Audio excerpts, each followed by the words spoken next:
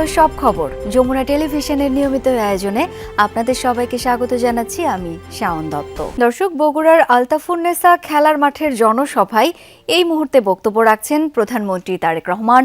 আমরা সরাসরি চলে যাচ্ছি তার বক্তব্যে। দায়িত্ব দেয় দেশের মানুষ, তাহলে আমরা কিভাবে দেশ পরিচালনা করব। আজকে এই বগুড়ার গাবতলীতে আমরা ফ্যামিলি কার্ড বিতরণ করে এসেছি। দেশের মানুষের সামনে প্রতিশ্রুতি দিয়েছিলাম যে বিএনপি যদি সরকার গঠন করতে সক্ষম হয় আল্লাহর রহমতে, তাহলে এই দেশের মায়েদেরকে স্বাবলম্বী করার জন্য আমরা ফ্যামিলি কার্ড চালু করব।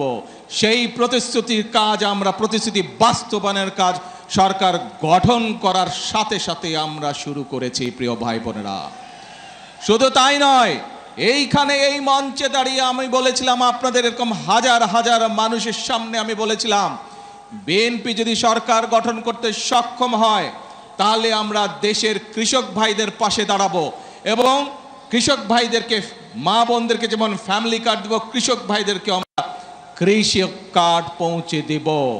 প্রিয় ভাই বোনেরা, সেই কাজেরও বাস্তবায়ন আমরা শুরু করছি পর্যায়ক্রমিকভাবে। শুধু তাই নয়, এই মঞ্চে দাঁড়িয়ে আমি আপনাদের সামনে বলেছিলাম, বাংলাদেশ জাতীয়তাবাদী দলের পরিকল্পনা ছিল আমরা যদি সরকার গঠনে সক্ষম হই তাহলে যে সকল কৃষক ভাইদের 10,000 টাকা পর্যন্ত কৃষি ঋণ আছে, সেই কৃষি ঋণ সুদ সহ আমরা মওকুফ করব সরকার গঠন করলে। ইনশাআল্লাহ আল্লাহর রহমতে আপনাদের দোয়ায় সেই কাজটিও আমরা সরকার গঠনের প্রথম 10 দিনের মধ্যে ইনশাআল্লাহ সম্পন্ন করেছি, যার ফলে সারা বাংলাদেশে 12 লক্ষ কৃষকের ঋণ মওকুফ হয়ে গেছে সুদ সহ। প্রিয়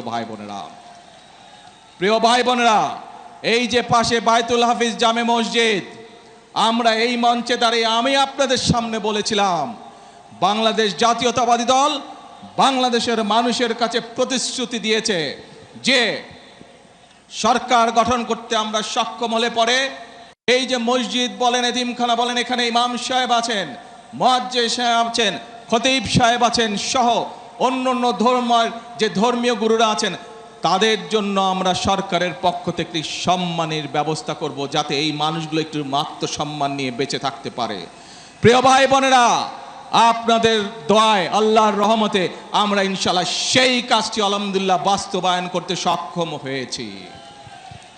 প্রিয় ভাই বোনেরা, আপনাদেরকে আমরা বলেছিলাম, দেশের মানুষকে বলেছিলাম যে আমরা এই বগুড়ার সন্তান শহীদ রাষ্ট্রপতি জিয়াউর রহমান, তার একটি বিখ্যাত কর্মসূচি, খাল খনন কর্মসূচি আমরা শুরু করব। কারণ আমরা দেখেছি বর্ষার সময় যে খালগুলো, নদীগুলো ভরাট হয়ে যাওয়ার কারণে কিভাবে বর্ষার সময় অনেক এলাকা প্লাবিত হয়, কিভাবে গ্রামের মানুষ, শহরের মানুষ সকলে কষ্ট পায়, সম্পদ নষ্ট হয়, গবাদি পশু নষ্ট হয়, ফসল নষ্ট হয়।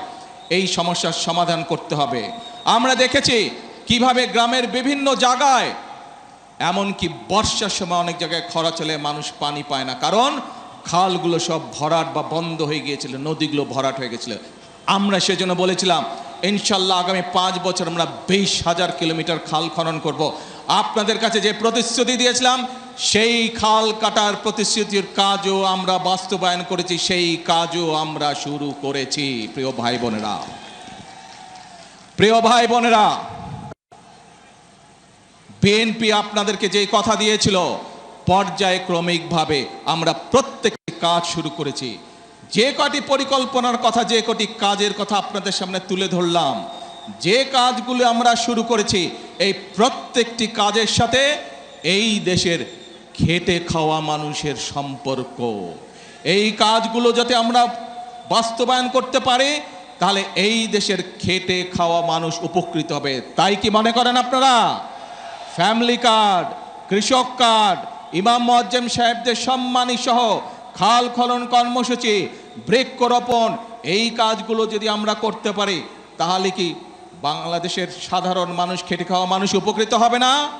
শুধু তাই নয়, প্রিয় ভাই বোনেরা, আরেকটি কথা আপনাদেরকে বলতে চাই।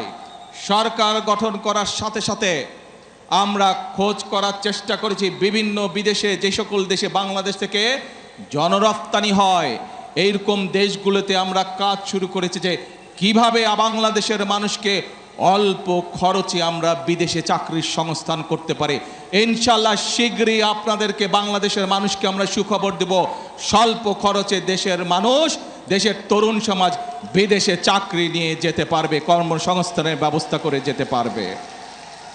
এখন প্রিয় ভাই বোনেরা, 5ই আগস্ট সকলের মনে আছে 2024 5ই আগস্ট এই দেশ থেকে স্বৈরাচার বিদায় হয়েছে। তার আগের একটি ঘটনা আপনাদের সামনে তুলে ধরি। 2016 সাল দেশনেত্রী খালেদা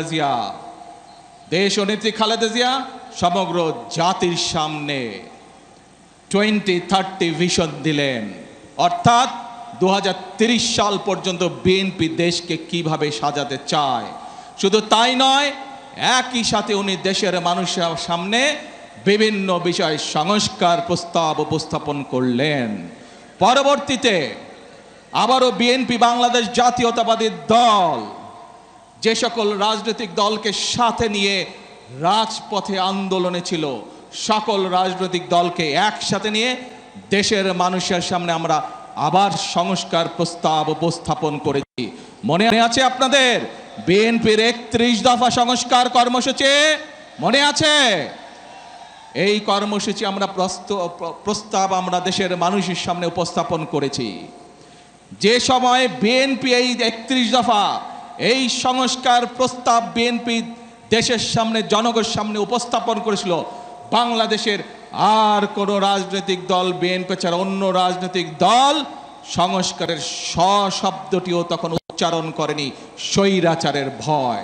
কিন্তু আপনাদের দল, বাংলাদেশ জাতীয়তাবাদী দল, বাংলাদেশের মানুষের খেটে খাওয়া রাজনৈতিক দল, মানুষের রাজনৈতিক দল, বাংলাদেশের কৃষকের রাজনৈতিক দল, বাংলাদেশের মা বোনদের রাজনৈতিক দল, বাংলাদেশের ছাত্র জনতার রাজনৈতিক দল, বাংলাদেশ জাতীয়তাবাদী দল স্বৈরাচারের রক্তচক্ষুকে উপেক্ষা করে 31 দফা সংস্কার দিয়েছিল। কারণ আমরা দেখেছিলাম স্বৈরাচার বিগত 16 বছরে কিভাবে পরতে পরতে দেশকে ধ্বংসের দ্বার প্রান্তে নিয়ে গেছে, কিভাবে দেশের স্বাস্থ্য ব্যবস্থাকে ধ্বংস করে দিয়েছিল, কিভাবে দেশের ব্যাংকিং ব্যবস্থাকে ধ্বংস করে দিয়েছিল, কিভাবে দেশের যোগাযোগ ব্যবস্থাকে ধ্বংস করে দিয়েছিল, কিভাবে দেশের শিক্ষা ব্যবস্থাকে ধ্বংস করে দিয়েছিল। কিছু মেগা প্রজেক্ট করে দুর্নীতি করেছে, এর বাইরে কিছু করেনি। এখন প্রিয় ভাই বোনেরা, 5 তারিখের স্বৈরাচার পালিয়ে যাবার পরে যে অন্তর্বর্তীকালীন সরকার আসলো, সেই অন্তর্বর্তীকালীন সরকার এসে সংস্কার কমিশন গঠন করলো। সেই সংস্কার কমিশনে আপনাদের পক্ষ থেকে, জনগণের পক্ষ থেকে বাংলাদেশ জাতীয়তাবাদী দল তার মতামত উপস্থাপন করেছে। আমরা সব সময় বলি, আমরা যা করব স্বচ্ছভাবে করব। দেশের 13তম সিটি কর্পোরেশন হলো বগুড়া। প্রধানমন্ত্রী হবার পর প্রথমবারের মতো নিজ জেলায় সফরে গিয়ে বগুড়া সিটি কর্পোরেশন উদ্বোধন করেন তারেক রহমান। এর আগে বগুড়া সহ 7 জেলায় বেইল বন্ড কার্যক্রমের উদ্বোধন করেন তিনি। এছাড়া দিনব্যাপী নানা কর্মসূচিতে যোগ দেন সরকার প্রধান। বগুড়াবাসীর দীর্ঘদিনের প্রতীক্ষার অবসান, সিটি কর্পোরেশন হলো বগুড়া। প্রত্যাশা পূরণ হওয়ায় উচ্ছ্বসিত সাধারণ মানুষ। গত বছর সদর উপজেলার 18টি ওয়ার্ড ও শাহজাহানপুর উপজেলার 3টি ওয়ার্ডের কিছু অংশ নিয়ে সিটি কর্পোরেশন প্রতিষ্ঠার কাজ শুরু হয়। দুপুরে দেশের 13তম সিটি কর্পোরেশন হিসেবে বগুড়ার নাম ফলক উদ্বোধন করেন প্রধানমন্ত্রী। বলেন, বগুড়াবাসী রাজনৈতিক কারণে গত 17 বছর ধরে উন্নয়ন থেকে বঞ্চিত হয়েছে। সিটি কর্পোরেশন হওয়ায় বগুড়া একটি পরিকল্পিত ও নান্দনিক শহর হবে বলে আশা প্রধানমন্ত্রীর। আমরা 2001 সাল থেকে এটির কাজ শুরু করছিলাম। নর্মালি সিটি কর্পোরেশনের যে সকল সুযোগ সুবিধা থাকে, আপনারা দেখেছেন 2001 থেকে 2006 সাল পর্যন্ত আমরা ধীরে ধীরে সেইগুলোর ম্যাক্সিমাম, বেশিরভাগ যেগুলো সুযোগ সুবিধা থাকে একটি সিটি কর্পোরেশন হলে, সেই সুযোগ সুবিধাগুলো আমরা গড়ে তুলেছিলাম। এখনো কিছু কাজ বাকি আছে। এই সিটি কর্পোরেশন ঘোষণা করার মাধ্যমে বগুড়ার উন্নয়নের সূচনা হলো। এই আনন্দ, এই অনুভূতি আসলে ভাষায় প্রকাশ করার মতো না। বিমানবন্দরটা হইলে, বিশ্ববিদ্যালয় হইলে, আমাদের কর্মসংস্থানও বাড়বে, পাশাপাশি শিক্ষার মানও বাড়বে। বিগত 17 বছর স্বৈরাচার সরকার আমলে কিন্তু বগুড়াবাসী অনেক দিক দিয়ে পিছিয়ে আছে। বগুড়ার লোক কোনো চাকরি পায়নি, সব দিক দিয়ে অবহেলিত বগুড়া শহর। এর আগে বগুড়া সহ 7 জেলায় ই-বেইল বন্ড কার্যক্রমের উদ্বোধন করেন তারেক রহমান। সকালে বগুড়া জেলা ও দায়রা জজ আদালত প্রাঙ্গণে আয়োজিত অনুষ্ঠানে প্রধানমন্ত্রী বলেন, জনগণ তাদের হারানো গণতান্ত্রিক রাজনৈতিক অধিকার ফিরে পেয়েছে। শুধু আইনের শাসনই নয়, ন্যায় বিচার প্রতিষ্ঠায় তার সরকার কাজ করছে বলে জানান প্রধানমন্ত্রী। জানান পর্যায়ক্রমে দেশের সব আদালতে ই-বেইল বন্ড কার্যক্রম চালু হবে। আইন বিভাগ, শাসন বিভাগ ও বিচার বিভাগ এই তিনটির মধ্যে সমন্বয় করে দেশে ন্যায় শাসন প্রতিষ্ঠা করা গেলে নাগরিকদের গণতান্ত্রিক অধিকারের সুফল মিলবে। অন্যথায় এই সুযোগ গণতন্ত্র নাগরিকদের মিলবে না। এর আগে সকাল 11টার পর বগুড়া জেলা আইনজীবী সমিতির নবনির্মিত ভবনের ফলক উন্মোচন করেন তারেক রহমান। জনদুর্ভোগ লাঘবের উদ্দেশ্যে বিচার ব্যবস্থার পুরো প্রক্রিয়াটিকেই বর্তমান সরকার কম্পিউটারাইজ সিস্টেমের আওতায় এনে বিচার বিভাগে মডার্নাইজেশনের উদ্যোগ অব্যাহত রাখবে ইনশাআল্লাহ। বিচার ব্যবস্থা থাকবে সম্পূর্ণ স্বাধীন এবং ন্যায় বিচার প্রতিষ্ঠার অন্যবদ্ধ পাদপীঠ।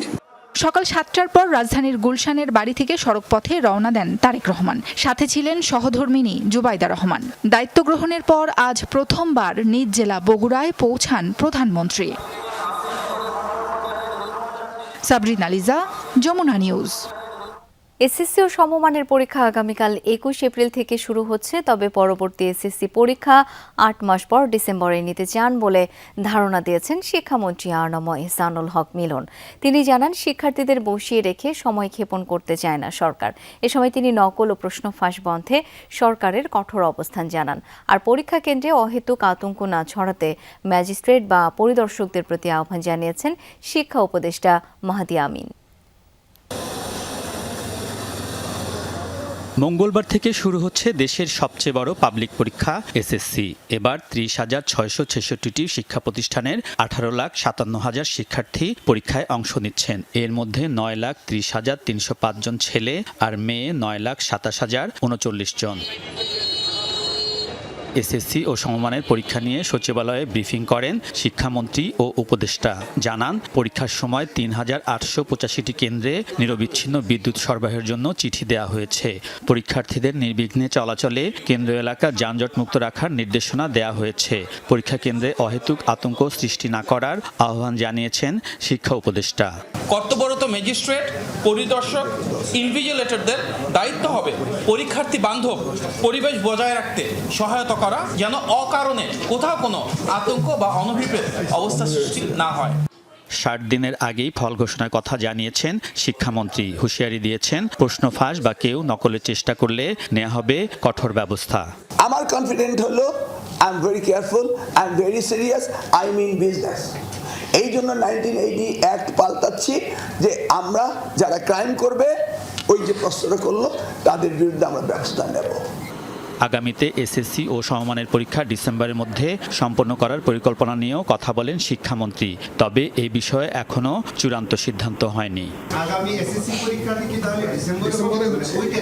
আমি কোর্স করি জানুয়ারিতে, শুরু করি জানুয়ারিতে, শেষ করি ডিসেম্বরে।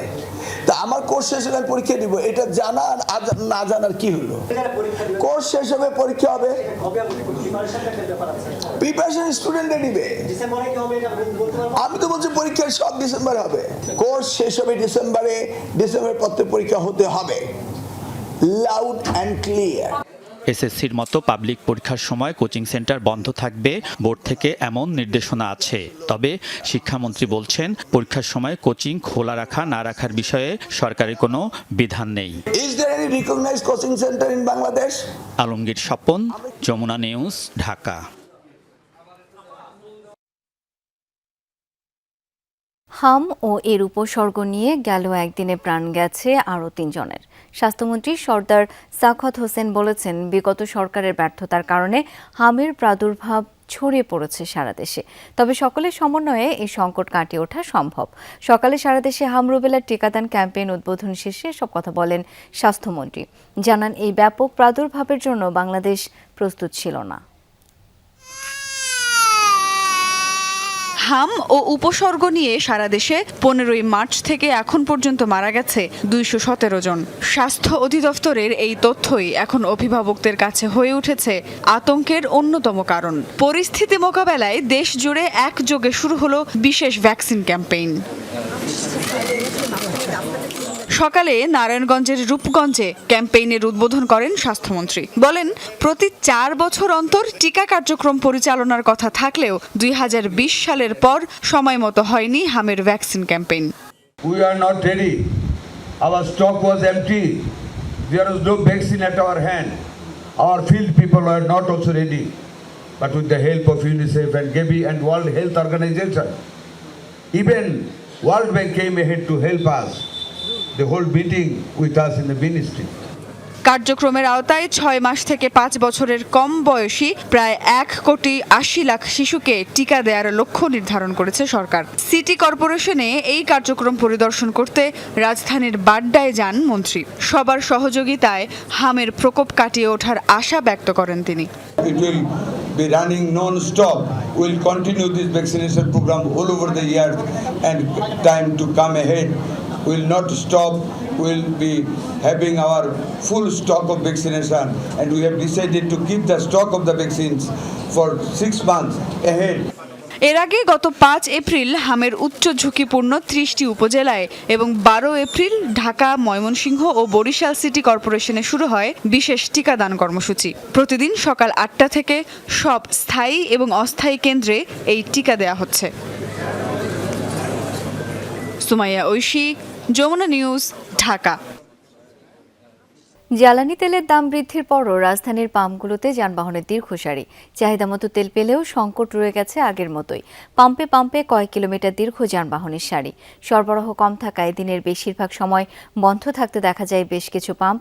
পরিস্থিতি স্বাভাবিক হতে আরও বেশ কিছুদিন সময় লাগবে বলছেন পাম্প মালিকরা।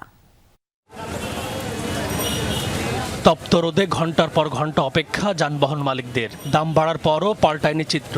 দীর্ঘ সময় অপেক্ষার পরও নেই নিশ্চয়তা। পাম্পগুলোতে সরবরাহ বাড়ানোর পর আগের চেয়ে বেশি পরিমাণ তেল নিতে পারছেন গ্রাহকরা। রাত 8টা থেকে এখন পর্যন্ত সিরিয়ালে ছিলাম, এখন তেল পাচ্ছি, ট্যাঙ্কি ফুল করে দিবে বলছে।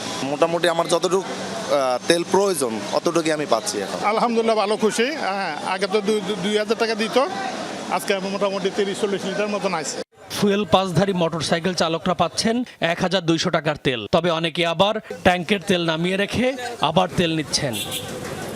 ফুল দিছে, সেইটা আমার 2 লিটার ছিল, সেই কারণে আমি নামা রাখছি।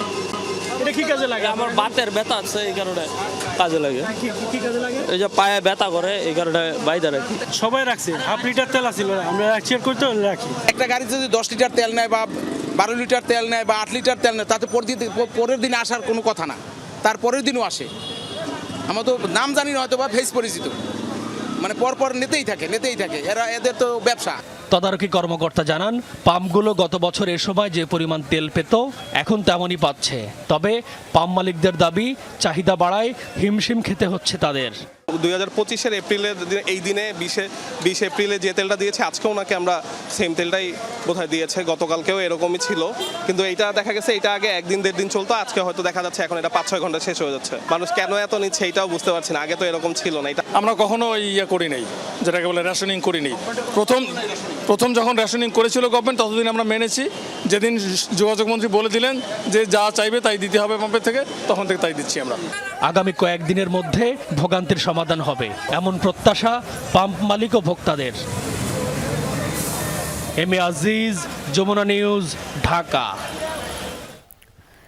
দর্শক, জ্বালানি পরিস্থিতি জেনে নিতে চাই কুষ্টিয়ার। এই মুহূর্তে কুষ্টিয়া থেকে রুহুল আমিন বাবু যুক্ত হচ্ছেন। বাবু, পাম্পগুলোতে জ্বালানি সরবরাহ কেমন হচ্ছে, আজকের কি পরিস্থিতি দেখতে পাচ্ছেন সেটা একটু জানতে চাই। শাওন, এখানে কিছুক্ষণ আগে কিন্তু মোটরসাইকেলে যেসব তেল দেওয়া হচ্ছিল সেটা বন্ধ হয়ে গেল। মানে 6টা পর্যন্ত দেওয়া কথা ছিল, তারা সেই পর্যন্ত দিয়েছে। এবং আমার পেছনে দেখতে পাচ্ছেন যে ট্রাকের সারি রয়েছে, ট্রাকগুলো এখন অপেক্ষা করছে ডিজেলের জন্য। কিন্তু পাম্পের থেকে ঘোষণা করেছে যে ডিজেলটিও শেষ হয়ে গেছে, যে কারণে এই দীর্ঘ লাইন কিন্তু এখনও দেখা যাচ্ছে। আর আরেকটি বিষয় আপনাকে গুরুত্বপূর্ণ বিষয় বলে রাখি, আসলে মূলত তেলের দাম বৃদ্ধির পরে পাম্প মালিকগুলোর কাছে আসলে বা দেশ জুড়ে যে পাম্পগুলো রয়েছে সেই সব পাম্পগুলোতে আসলে কী পরিমাণ মজুদ ছিল, এবং এখন যেহেতু দাম বৃদ্ধি করা হয়েছে সেইটার প্রেক্ষিতে আসলে সরকারের পক্ষ থেকে এই প্রত্যেকটি পাম্পে আসলে কী পরিমাণ তেল দেওয়া হচ্ছে এবং কী পরিমাণ বিক্রয় করা হচ্ছে এইটার যথাযথ কিন্তু হিসেব নিকেশটা খুবই গুরুত্বপূর্ণ।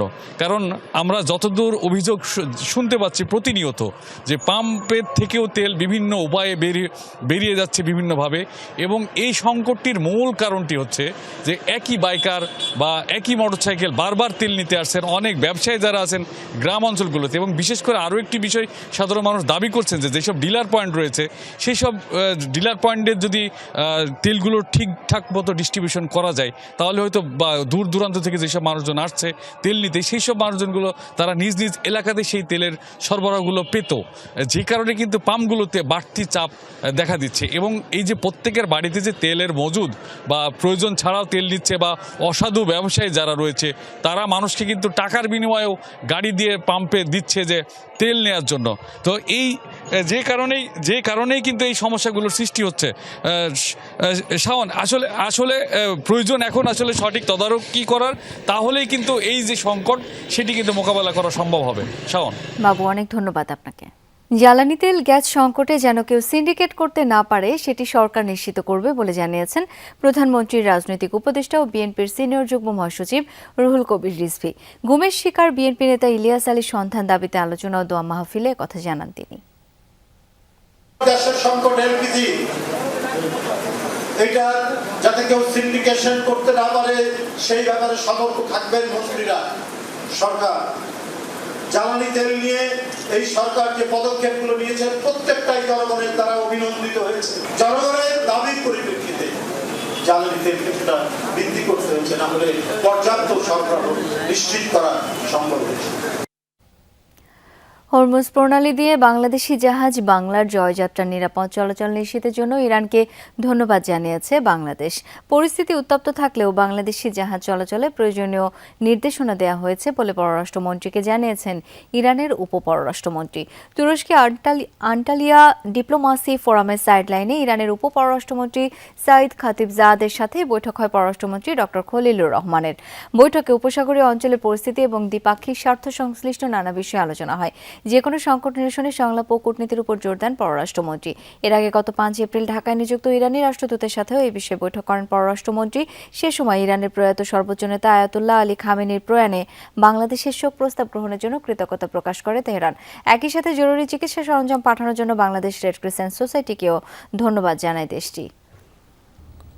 নোয়াখালী 6-এর সংসদ সদস্য হান্নান মাসুদ ও তার নেতাকর্মীদের উপর হামলার ঘটনায় বিচার ও নিরাপত্তা নিশ্চিত করার জন্য আনা নোটিশ গ্রহণ করা হয়নি সংসদে। তবে ঘটনার জন্য স্পিকার ও স্বরাষ্ট্রমন্ত্রী দুঃখ প্রকাশ করেছেন। বিকেলের অধিবেশনে তারকা চিহ্নিত প্রশ্নোত্তর পর্বে এনসিপি নেতা হাসনাত আবদুল্লাহ বেশ কয়েকবার স্পিকারের দৃষ্টি আকর্ষণের চেষ্টা করলে কিছুটা সরব হয়ে ওঠে সংসদ। পরে হান্নান মাসুদ তার উপর হামলাকারীরা এখনও তাকে সহ তার নেতাকর্মীদের হত্যার হুমকি দিচ্ছে বলে বক্তব্য দেওয়ার সময় সরকারি দলের বেশ কয়েকজন সংসদ সদস্য প্রতিবাদ করেন।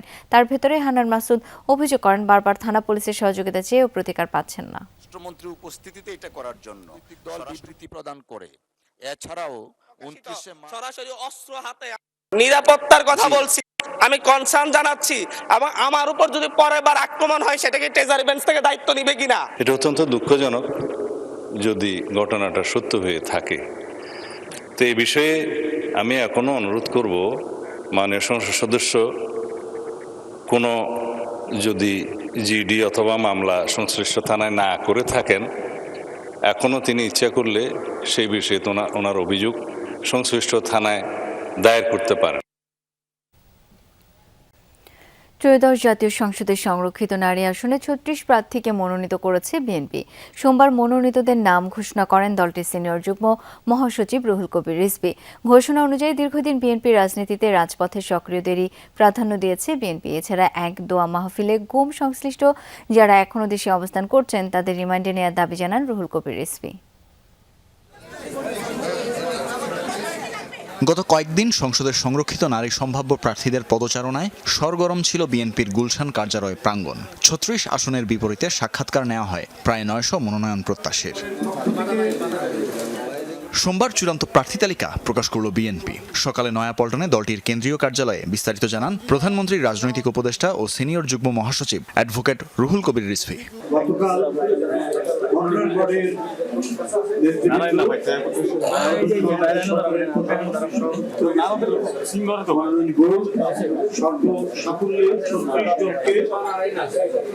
মনোনীত করেছেন, নির্বাচিত করেছেন। বিএনপি মনোনীত সংরক্ষিত আসনের নারী প্রার্থী তালিকায় ঠাঁই পেয়েছে দীর্ঘদিন রাজপথের আন্দোলনে সক্রিয় থাকা নারী নেত্রীরা। আছে আরিফা সুলতানা রুমু, নাদিয়া পাঠান পাপন, বিথিকা বিনতে হোসাইনের মতো তরুণ মুখ। এছাড়া সরাসরি নির্বাচনে অংশ নিয়ে পরাজিত হওয়া সানজিদা ইয়াসমিন তুলি, সানসিলা জেব্রিনো পেয়েছেন মনোনয়ন। রাজপথের ভূমিকা বিবেচনায় এক পরিবারের দুই নয় এমন নীতি থেকে সরে আসা বিএনপির মনোনয়ন পেয়েছেন মহিলা দলের সাবেক সভাপতি শিরিন সুলতানা ও ঢাকা জেলা বিএনপির সাধারণ সম্পাদক নিপুণ রায় চৌধুরী। এছাড়া সাবেক সংসদ সদস্য রাশেদা বেগম হীরা, রেহানা আক্তার রানু, বিলকিস ইসলাম, শাম্মী আক্তার, নীলুফার চৌধুরী মনি এবারও পেয়েছেন সংসদে যেতে দলের মনোনয়ন। আছেন বিভিন্ন ক্ষেত্রের পেশাজীবী নারীও। গুম অধ্যাদেশ বাতিল করা হয়েছে, নিশ্চয়ই এই গুম অধ্যাদেশের মধ্যে অনেক ফাঁক ফোকর আছে। ভবিষ্যতে কোন সরকার আসলেও এই নিষ্ঠুর পন্থা, এই অমানবিক পন্থা অবলম্বন করে তার বিরোধী প্রতিপক্ষকে পৃথিবী থেকে, দুনিয়া থেকে অদৃশ্য করার কোনো সুযোগ না পায়। এর আগে সকালে নয়াপল্টন কার্যালয়ে দলটির সাবেক সাংগঠনিক সম্পাদক এম ইলিয়াস আলীর সন্ধান দাবিতে আলোচনা সভা ও দোয়া মাহফিলে যোগ দেন রিজভী আহমেদ। জনগণের দাবির পরিপ্রেক্ষিতে জ্বালানিতে কিছুটা বৃদ্ধি করতে হয়েছে, না হলে পর্যাপ্ত সরবরাহ নিশ্চিত করা সম্ভব হচ্ছে। তানভীর মৌসুম, যমুনা নিউজ, ঢাকা। নোয়াখালীতে মাদ্রাসা শিক্ষকের বিরুদ্ধে শ্লীলতাহানির মামলা করায় ভুক্তভোগীর বাড়িতে হামলার ঘটনায় একজনকে গ্রেপ্তার করেছে পুলিশ। দুপুরে গ্রেপ্তারকৃত নিজাম উদ্দিনকে চিফ জুডিশিয়াল ম্যাজিস্ট্রেট আদালতে হাজির করা হয়। এ সময় তাকে কারাগারে পাঠানোর নির্দেশ দেন আদালত। পুলিশ জানায়, গত 5 ফেব্রুয়ারি মাদ্রাসা শিক্ষকের কাছে কবিরাজি চিকিৎসা নিতে যায় ভুক্তভোগী। সে সময় শিক্ষকের হাতে শ্লীলতাহানির শিকার হয়। পরে গত 16 এপ্রিল এই ঘটনায় মামলা করে ভুক্তভোগীর পরিবার। এরপরই তাদের বাড়িতে হামলা চালায় একটি পক্ষ। সে সময় মামলা তুলে নেয়ার জন্য হুমকি দেওয়া হয়। হামলার ঘটনায় 19 এপ্রিল ভুক্তভোগী পরিবারটি থানায় আরেকটি মামলা করে। পরে ভিডিও ফুটেজ পর্যালোচনা করে এক হামলাকারীকে গ্রেপ্তার করা হয়। বাকিদের ধরতে অভিযান চালাচ্ছে পুলিশ। মেহেরপুরের গাংনীতে সাহারবাটি ইউনিয়নের 8 নম্বর ওয়ার্ড বিএনপির সিনিয়র সহসভাপতি মুকুল হোসেনকে গুলি করে হত্যার চেষ্টা চালিয়েছে দুর্বৃত্তরা।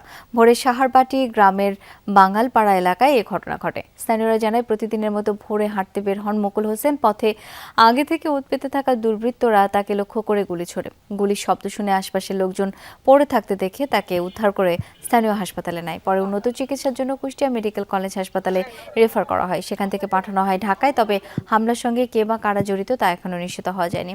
খবর পেয়ে ঘটনাস্থল পরিদর্শন করেছে পুলিশ। তদন্তের পর নেওয়া হবে আইনি ব্যবস্থা।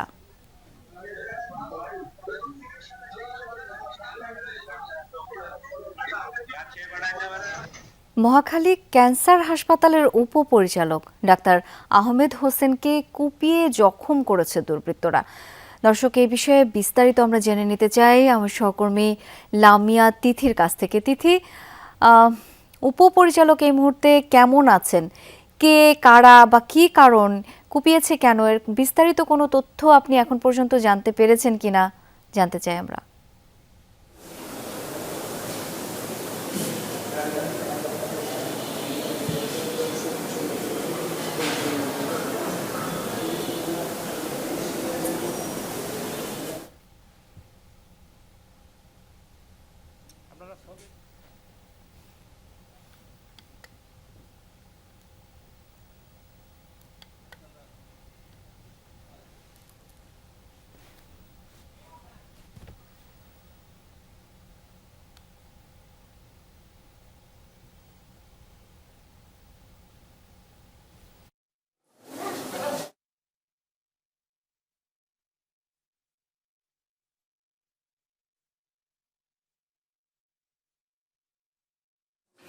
শাওন, যেমনটি জানেন যে ডাক্তার আহমেদ হোসেন, যিনি কিনা উপপরিচালক মহাখালী ক্যান্সার হাসপাতালে, তার উপরে কিন্তু বেলা যে 3:30 নাগাদ কিন্তু দুইজন দুর্বৃত্তরা এসে কিন্তু তার উপরে অতর্কিত হামলা করেছেন এবং হামলা করে তাকে কিন্তু কুপিয়েছেন এবং কুপিয়ে জখম করা হয়েছে।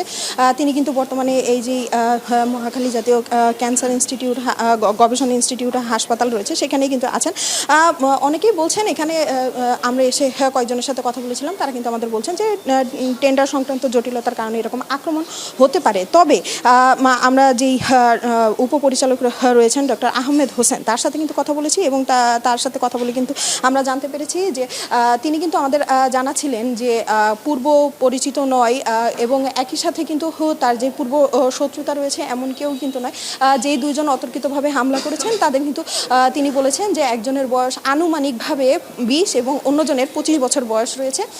তারা প্রথমে একজন অতর্কিতভাবে হামলা করে এবং তার সাথে কথা বলতে বলতে সে সময়ের মধ্যেই কিন্তু আরেকজন এসে হামলা করে। হামলা করার পরেই কিন্তু তিনি একটু চিৎকার চেঁচামেচি করেন এবং তারপরেই কিন্তু তাকে সাহায্যের জন্য লোকজন এগিয়ে আসলে তারা জন সেখান থেকে সরে পড়ে। এরপরেই কিন্তু তাকে এই হাসপাতালে আনা হয়েছে।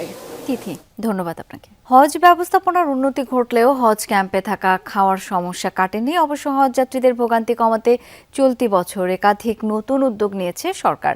বেসামরিক বিমান পরিবহন ও পর্যটন প্রতিমন্ত্রী এম রশিদুজ্জামান মিল্লাতের দাবি, হজ ক্যাম্পে থাকা খাবার, ফ্লাইট ব্যবস্থাপনা থেকে শুরু করে ইমিগ্রেশন সব জায়গায় শৃঙ্খলা ও সমন্বয় আনা হয়েছে। জানান, ভবিষ্যতে হজ যাত্রা আরও উন্নত করতে সরকার কাজ করছে। বিস্তারিত রাজীব আহমেদের রিপোর্টে। শুরু হয়েছে হজ যাত্রা। এবার বাংলাদেশ ও সৌদি এয়ারলাইন্সের নিয়মিত ফ্লাইটই পাঠানো হচ্ছে ৭৮,৫০০ যাত্রীকে। এখন পর্যন্ত নেই বড় ধরনের কোনো অভিযোগ।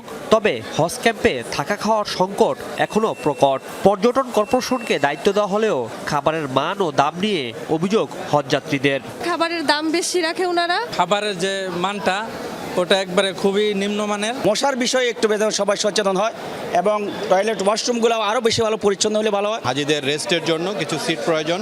সেবা ভালো, পরিবেশও ভালো, কিন্তু মশাটা একটু।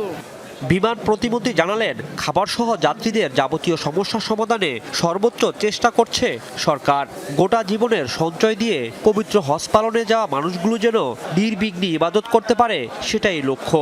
জানান, পরিবেশ এবং লাগেজ ব্যবস্থাপনায় আনা হয়েছে বড় পরিবর্তন। হাজি ক্যাম্পে বা ওনাদের রাখা, তাদের খাওয়া দাওয়াটার সুন্দর ব্যবস্থা করা, সেগুলি আমরা ব্যবস্থা করেছি। হজ ধর্ম মন্ত্রণালয় এবং বিমান মন্ত্রণালয়ের সমন্বয়ে আমরা যাতে হজ ফ্লাইটের বিপর্যয় না ঘটে এবং হাজিরা যাতে ফ্লাইটে উঠতে কোনো অসুবিধা না হয়।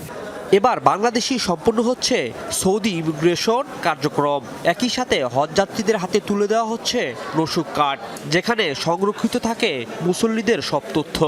এতে পুরো হজ কার্যক্রম আরও সুশৃঙ্খল হবে প্রত্যাশা প্রতিমন্ত্রীর। জানান, হজ ব্যবস্থাপনার সার্বিক পরিস্থিতি পর্যবেক্ষণে একজন এমপিকে সৌদি আরবে পাঠানো হবে। মাননীয় সংসদ সদস্য জনাব কায়সার আহমেদ লিঙ্কনকে হাজিদের কি কি সমস্যাগুলি হয় সেগুলি দেখার জন্য তাকে পাঠানো হচ্ছে। আমরা সৌদি সরকারের সঙ্গে আলোচনা করে রসুক কার্ডটা এখানেই সৌদি আরবের টিমকে দিয়ে আনার জন্য আমরা সমর্থ হয়েছি এবং রসুক কার্ডগুলি এখানেই আমরা হাজিদের কাছে দিয়ে দিচ্ছি। সরকারের দাবি, ধর্ম ও বিমান মন্ত্রণালয়ের এসব উদ্যোগের ফলে হজযাত্রা হবে আরও সহজ ও স্বস্তিদায়ক। রাজীব আহমেদ, যমুনা নিউজ, ঢাকা। ঢাকা বিশ্ববিদ্যালয়ের দরিদ্র কিন্তু মেধাবী শিক্ষার্থীদের মাঝে শিক্ষাবৃত্তি প্রদান করেছে দবির সোহানী সুরাইয়া ফাউন্ডেশন। শিক্ষার্থীদের শিক্ষাবৃত্তির চেক প্রদান করেন ঢাকা বিশ্ববিদ্যালয়ের বিজনেস স্টাডিজ অনুষদের ডিন অধ্যাপক ডক্টর মাহমুদ ওসমান ইমাম এবং দবির সোহানী সুরাইয়া ফাউন্ডেশনের সভাপতি চৌধুরী মোহাম্মদ হানিফ সোয়েব। দবির সোহানী সুরাইয়া ফাউন্ডেশন একটি স্বেচ্ছাসেবী সামাজিক ও দাতব্য সংগঠন। 2022 সাল থেকে সংগঠনটি তাদের সেবামূলক কার্যক্রম শুরু করে।